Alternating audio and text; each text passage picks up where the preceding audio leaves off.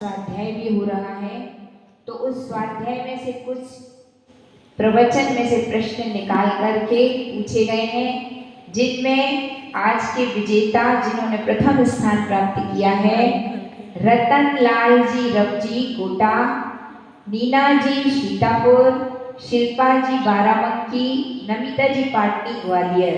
इन्होंने समान अंक प्राप्त करके प्रथम स्थान प्राप्त किया है।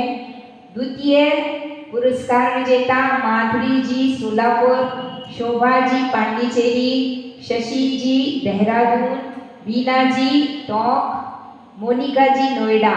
इन्होंने द्वितीय स्थान प्राप्त किया है। तृतीय स्थान प्राप्त किया है जयश्री जी गुजरात, वीना जी दिल्ली, गौरी जी बड़ौर, विभा जी रायपुर, मनोरमा जी कोटा, तारा जी इंदौर। बहुत बहुत अच्छा।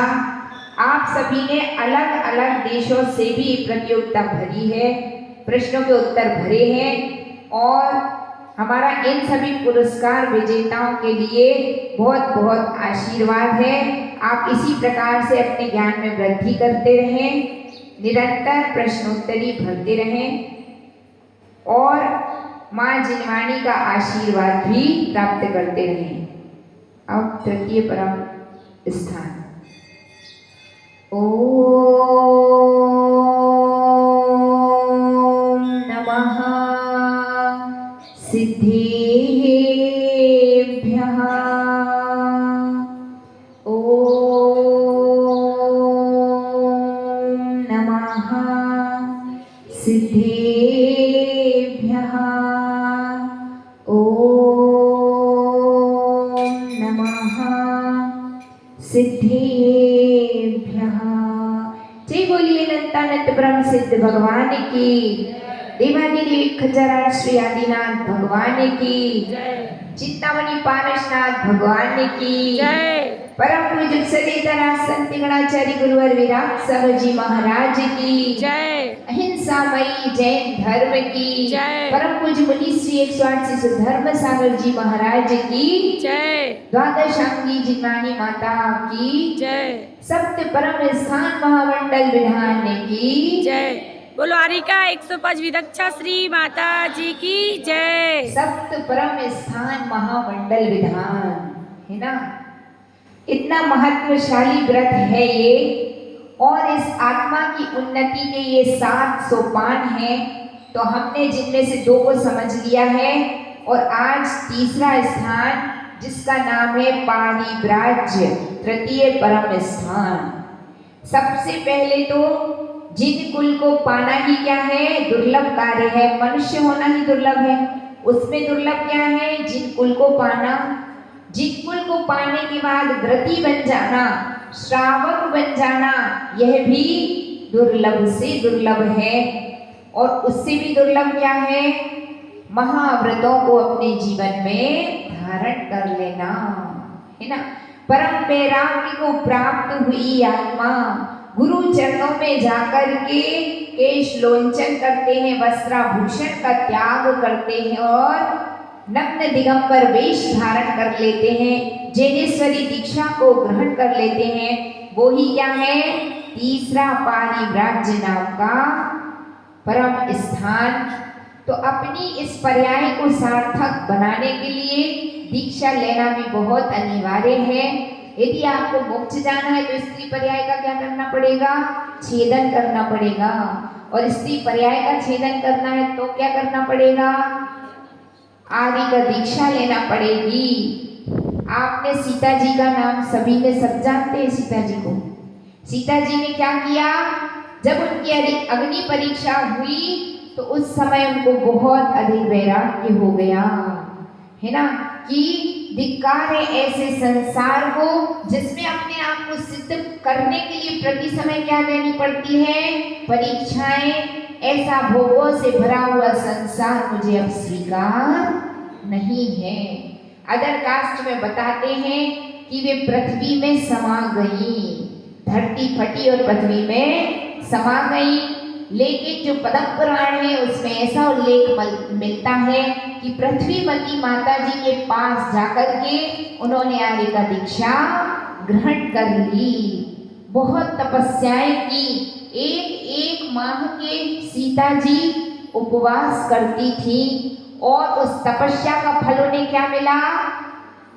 16वें स्वर्ग में जाकर वो प्रतीत हुई और प्रतीत आज भी उसी 16 स्वर्ग में अभी विराजमान है। और वहां से आकर के फिर उनको क्या बनना है? चक्रवर्ती, जो कि चौथा परम स्थान है। तो उन्होंने तृतीय परम स्थान में अभी विराजित हैं। तो अपने को भी ऐसी भावना भाना है कि हे भगवान, कब वह पुनीत अवसर आए। कौन सा अवसर? वह पुनीत अवसर आए कि जब निर्ग्रंथ वेश को धारण करें अथवा आदिका के व्रतों को हम धारण कर लें। और जो आदिका बन गया वह क्या सोचता है कि हे भगवान, कब मेरे इस पर्याय का छेदन हो और मैं पुरुष पर्याय प्राप्त करके निर्ग्रंथ मुनि बन के तपस्या करके कर्मों का क्षय करके निर्वाण को प्राप्त करूं। तो दीक्षा एक ऐसा मार्ग है जो मुक्ति के अत्यंत निकट ले जाता है। नग्गो ही मोक्ष मग्गो, ऐसा आचार्य भगवंतों ने कहा है कि मोक्ष का मार्ग क्या है? दिगंबर वेश को धारण करने से ही मोक्ष मार्ग प्रारंभ होता है। भाव सहित जो मुनि वेश को धारण करते हैं वे अवश्य ही कर्मों का क्षय करके निर्वाण को प्राप्त करते हैं। ऐसे निर्ग्रंथ मुनि 5 महाव्रतों को अपने जीवन में धारण करते हैं। वे 5 महाव्रत कौन कौन से हैं? अहिंसा, सत्य, अचौर्य, ब्रह्मचर्य और अपरिग्रह। अहिंसा महाव्रत यानी संपूर्ण प्रकार की हिंसाओं का त्याग। सत्य महाव्रत 9 कोटि से असत्य बोलने का त्याग। अचौर्य महाव्रत चोरी का 9 कोटि से त्याग। ब्रह्मचर्य महाव्रत जो संपूर्ण स्त्रियों के तो त्यागी होते ही हैं, है ना, संपूर्ण स्त्रियों के। ओम नमः सिद्धेभ्यः। ओम नमः सिद्धेभ्यः।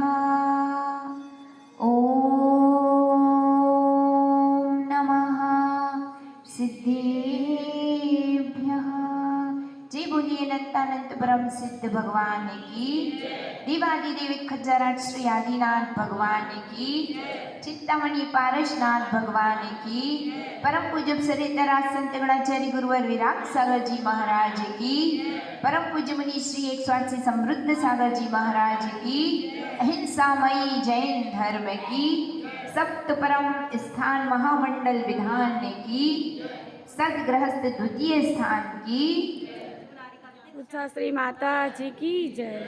आत्मा की उन्नति के 7 सोपान हैं। आत्मा की उन्नति के 7 सोपान हैं, जिनमें से पहला अपन ने देखा था सज्जाति। कल अपन ने क्या देखा था? सज्जाति। इसका तात्पर्य है कि जिन कुल में जन्म पाना महापुण्य की बात है। भव भव में जिसने पुण्य संचित किया है उसको किसी एकाध भव में क्या मिलता है? जिन कुल मिलता है।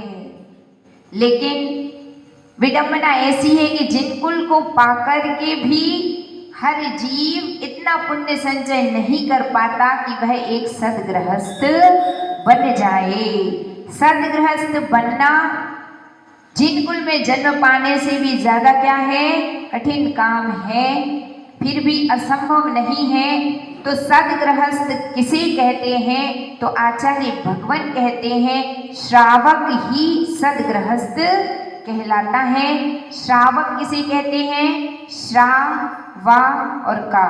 श्रा का मतलब है जो श्रद्धावान होता है, वा का मतलब होता है जो विवेकवान है, और का का मतलब होता है जो क्या है? क्रियावान है। श्रद्धावान, विवेकवान और क्रियावान। सबसे पहले तो देव विश्वास और गुरु के प्रति क्या होना चाहिए? सच्ची श्रद्धा होना चाहिए। इसी का नाम है सम्यक दर्शन। देव विश्वास गुरु पे सच्ची श्रद्धा यानी क्या? सम्यक दर्शन। दूसरी बात कही है विवेक। बिना विवेक की आप जो भी क्रिया करेंगे उस क्रिया से आपको कुछ भी फल नहीं मिलेगा। यदि भगवान का अभिषेक करते हैं तो इस बात का ध्यान रखिए। किस बात का? यदवा तदवा तरीके से कितना भी मनचाहा पानी भगवान पे ढोलना नहीं चाहिए। शुद्ध प्राशुद्ध जल का कलशा भर के आहिस्ते से परमात्मा का क्या किया जाता है? अभिषेक किया जाता है। आपने उठाया लोटा, बम बम बोले कर दिया, फिर क्या होगा? जो आपने पानी फैलाया उसमें कितने सारे मच्छर गिर के मर जाते हैं। तो क्रिया तो हो, लेकिन क्रिया के साथ साथ क्या होना चाहिए? विवेक होना चाहिए। और विवेक नहीं है तो क्रिया का कुछ भी फल नहीं मिलता। यस्मात् क्रिया प्रतिफलन्ति न भाव शून्य। आचार्य भगवान कहते हैं कि भाव शून्य क्रिया का कोई फल मिलता नहीं है। इसलिए जो भी क्रिया करें वो कैसी होनी चाहिए? विवेक के साथ भाव पूर्ण होकर के। श्री जी को जब उठाते हैं तो हमने देखा है कभी कभी लोग क्या करते हैं, एक हाथ से ये उठाए और अभिषेक के लिए रख दिए। तीन लोग के नाथ हैं, परमात्मा है। जब भी कभी परमात्मा को उठाने का अवसर आए तो दोनों हाथों से उठाना चाहिए और अपने मस्तक पर रखना चाहिए। शीश पर धारण किया जाता है प्रभु को। और हमने देखा है अभिषेक करने के लिए कभी कभी एक हाथ से उठाए और थाली में रख दिए तो आपने क्या कर दी? अभिनय अनादर, मतलब आप विवेकवान नहीं हैं। कितने लोग ऐसे रहते हैं कि जब अभिषेक पूजन करते तो उनका कपड़ा भी किसको लगता जा रहा है? भगवान को छीटा जा रहा है। तो भगवान की क्या हो रही है? अभिनय और अनादर हो रही है। तो इसलिए पूजन करिए, अभिषेक करिए, लेकिन साथ साथ दिमाग को साथ में रखिए, उसको घर छोड़ के मत आइए, है ना। कुछ लोग मंदिर जी तो आ जाते हैं, लेकिन जैसे कहीं टांग दिया जाता है ना कोई सामान, ऐसे बुद्धि वहीं टांग के यहाँ आ जाते हैं। तो बुद्धि को अपने साथ साथ लेकर चलना चाहिए और विवेक को जागृत रखना चाहिए। पूजन कर रहे हैं तो कुछ लोगों की आदत होती चावल सब में बिखरा दिए, ढोल दिए, है ना। ऐसा करते ना, जहाँ आपने पूजन की है पूरी जमीन पे चावल, टेबल पे चावल, पुस्तक में तो चावल ही चावल है ना।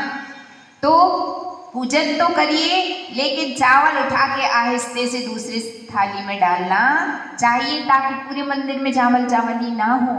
आपने चावल ढोले तो क्या होगा? चींटियाँ आएंगी। चींटियाँ आएंगी तो कितने लोगों के पैरों के नीचे आकर के मर जाएंगी। तो उसका पाप किसको लगेगा? आपको ही लगेगा, क्योंकि चावल ढोल के आप गए थे। बात समझ में आ रही? यदि आप संभाल करके कोई क्रिया करें तो ऐसी गड़बड़ नहीं हो सकती।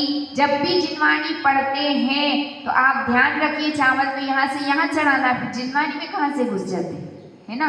तो आप यदवा तदवा कहीं भी जिनवाणी रख दी, अथवा ऐसी उल्टी रख देते हैं। कभी भी जिनवाणी को उल्टा भी नहीं रखना चाहिए, हमेशा सीधा रखना चाहिए। बंद हो जाए पेज नंबर देख लीजिए और वापस खोल लीजिए। तो माँ जिनवाणी का भी विनय रखना चाहिए। परम गुरुदेव, परम जिनेंद्र प्रभु हमारे, उनका भी विनय रखना चाहिए, गुरुओं का भी विनय रखना चाहिए। तो विवेक के साथ जो सब क्रियाएं करता है उसका नाम क्या है?